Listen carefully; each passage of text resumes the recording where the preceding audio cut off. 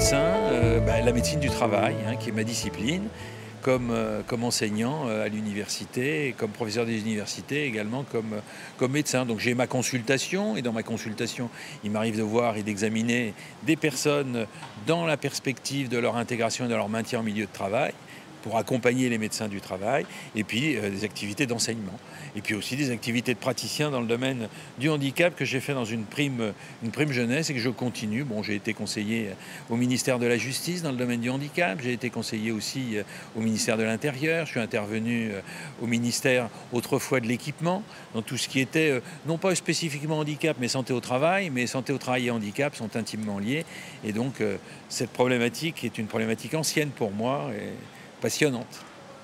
Dans le premier temps, c'était une prise de contact autour de notions un peu générales puis théoriques sur tout ce qui est l'emploi des personnes en situation de handicap,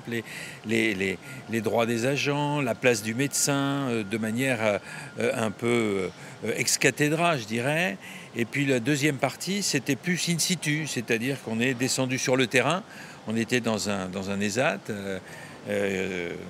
endroit d'ailleurs qu'on a pu apprécier particulièrement, hein, c'était assez neuf,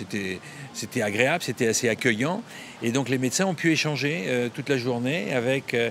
entre eux, avec nous et avec les représentants de l'administration de l'ESAT, puisque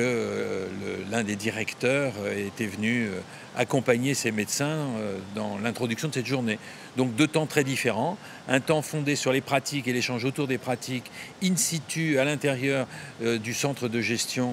de la fonction publique territoriale de la Réunion, et puis une approche plus générale, plurifonction publique, plus théorique au départ de la semaine. Bon, moi qui suis en fin de carrière, j'ai quand même vu les choses évoluer, hein, depuis les cotorep des années 70 jusqu'au MDPH d'aujourd'hui, et puis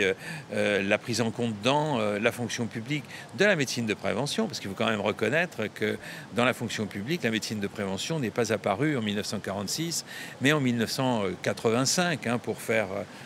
court. Donc les médecins sont maintenant aujourd'hui